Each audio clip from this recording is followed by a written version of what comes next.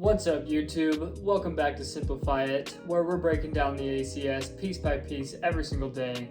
I'm Garrett, a flight instructor, and today we're looking at Task A, Section 3, or PA.I.A.K3, which covers our medical certificates, their classes, expirations, privileges, and temporary disqualifications. So there's a few regulations worth noting here, but one big one worth memorizing because you will be talking about it in your check ride, so you want to be able to reference it and memorize parts of it. But to start off, what even is a medical certificate? Well, the first regulation to note, 61.3, describes a lot of information, but part of it says that if you want to act as PIC or SIC, so essentially if you want to act as a required crew member, that you have to have a medical certificate and you have to have it with you while you're flying. So if you want to get a medical certificate, you're going to have to find an AME, or an Aviation Medical Examiner. Luckily, they're pretty easy to find. If you just Google FAA AME near me, you'll be able to find one near you. In my experience, many flight schools tend to have a couple AMEs that they're close with that they refer their students to. I would recommend doing that as well. Once you have an AME, essentially all you're going to go do is get basically a physical with a couple extra steps, and you'll be able to get your medical certificate.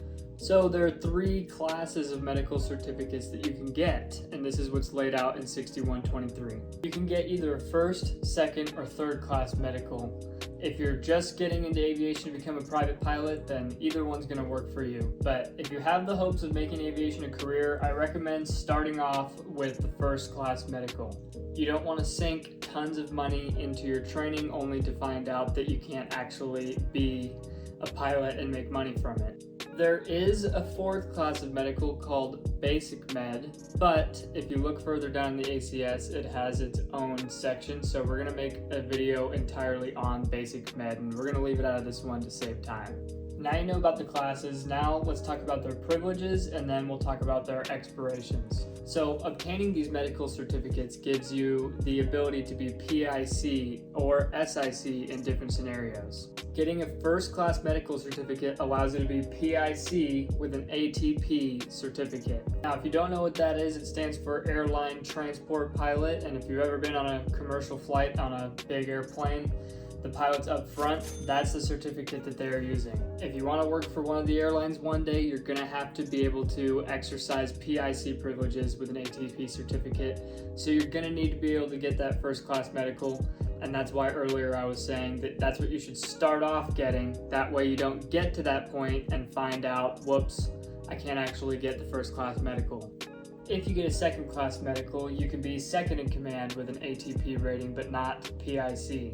Second class medical also allows you to operate your commercial license. So there are a lot of different careers in aviation besides just flying for an airline, and in a lot of cases you don't need your ATP for those careers, but you will need your commercial certificate at least. So if you want to operate with that, you're going to need your second class medical. And last but not least, we have our third class medical, which allows you to act as PIC with your private pilot license, a flight instructor certificate, recreational sport license, and so on. Something you may have noticed that you can be a flight instructor with a third class medical, which means you're also going to be getting paid to fly using your commercial license, which is kind of a loophole for flight instructors built in to the FARs.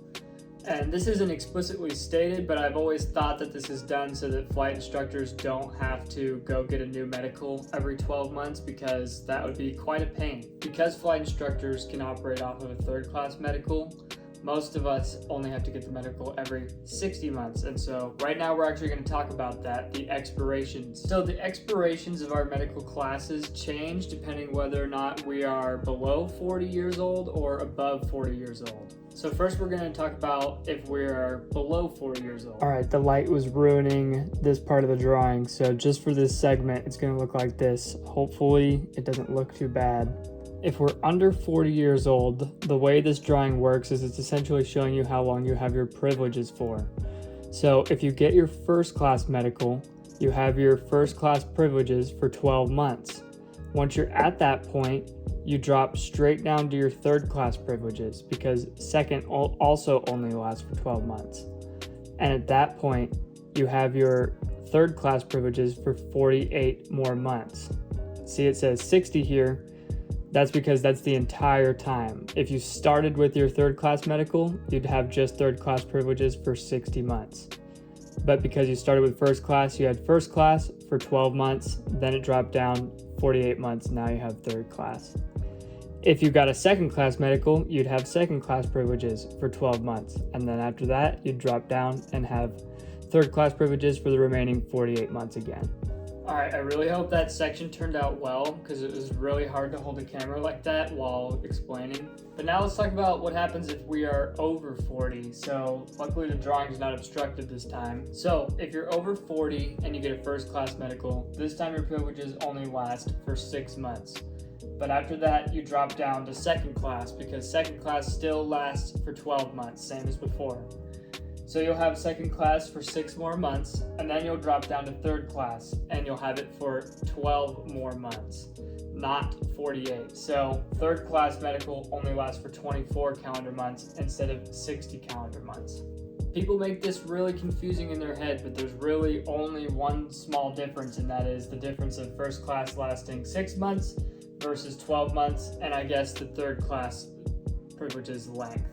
But when you draw it out this way, at least for me, it makes it really easy to understand. You can try drawing it out this way for yourself. Once you do it a couple times, it clicks really well. Alright, and the last part of this section is our temporary disqualifications, and that comes down to our other regulation worth noting, which is 6153, which is our temporary disqualifications. So if you take a look at that regulation, there's not much to it. Essentially what it boils down to is it says that no pilot may fly and act as a required crew member, PIC or SIC, if that pilot knowingly has some sort of condition that will affect his flying in a negative manner. Also noted in there is if the pilot is taking any medication that's over or under the counter that may be affecting his ability to perform safe flight. If the pilot has either of those two things, their medical is temporarily disqualified. Now, there's no walking authority that's just saying, hey, your medical is disqualified. It's actually an honor system, so it's up to you as a pilot to be responsible and not go fly when you're super sick, or not go fly after you just took NyQuil because you're super sick. But that's going to be it for medical certificates today, guys. I hope you enjoyed the video, and if it helped you out a little bit, please like and subscribe, because we're going to be uploading videos like this every single day, breaking apart the ACS until we've got one for every single section and have broken apart the entire thing. I'm trying to make sure that all the information that I'm giving is clear and concise and simplified so that you can talk about it in your check ride confidently. But anyways, guys, I hope you have a good rest of your day, and I'll see you tomorrow.